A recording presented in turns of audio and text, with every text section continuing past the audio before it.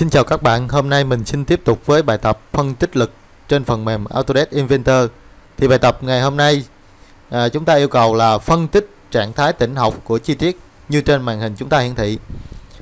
Thì yêu cầu của bài tập ngày hôm nay là chi tiết của chúng ta chịu lực là 10 Newton và vật liệu là thép hợp kim. Thì việc đầu tiên của việc phân tích lực thì chúng ta phải có chi tiết 3D. Thì chúng ta đầu tiên là phải dựng hình chi tiết 3D. Bây giờ chúng ta chuyển sang dựng hình chi tiết 3D.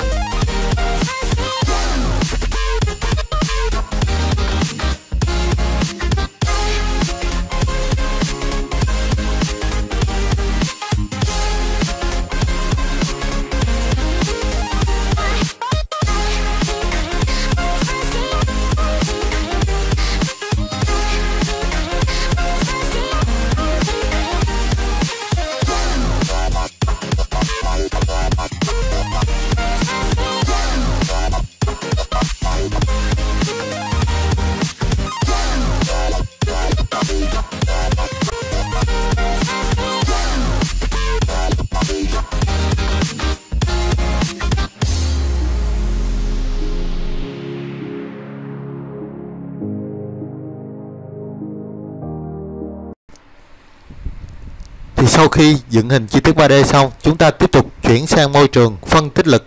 Chúng ta chọn Environment, tạo một cái bài tập để phân tích lực.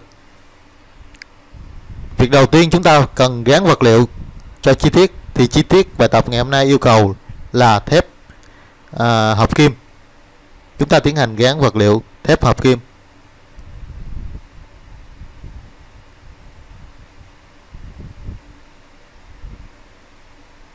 Thì sau khi gắn vật liệu xong, chúng ta tiến hành fix vị trí cố định của chi tiết. Sau đó chúng ta tiến hành đặt lực của chi tiết. Thì chi tiết ngày hôm nay yêu cầu đặt lực là 10 Newton và hướng từ trên xuống dưới. Thì để đặt lực được hướng từ trên xuống dưới, chúng ta phải chọn một cái cạnh để cho lực của chúng ta trung với cái cạnh đó, và chiều là từ trên xuống dưới.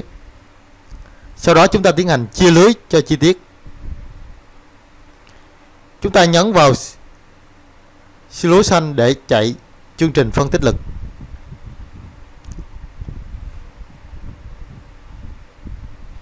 Thì sau khi chạy chương trình xong, thì trong Inventor có cung cấp cho chúng ta là xuất một đoạn video để phục vụ cho quá trình tham khảo hoặc là cho khách hàng coi về cái độ bền, thay đổi lực của chi tiết.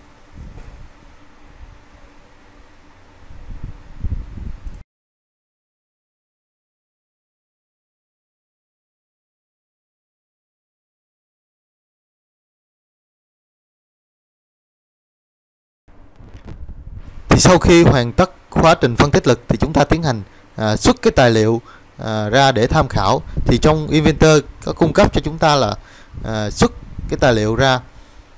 Thì chúng ta nhấn vào Report và chọn kiểu xuất và đặt tên cái loại tệp để xuất ra kết quả.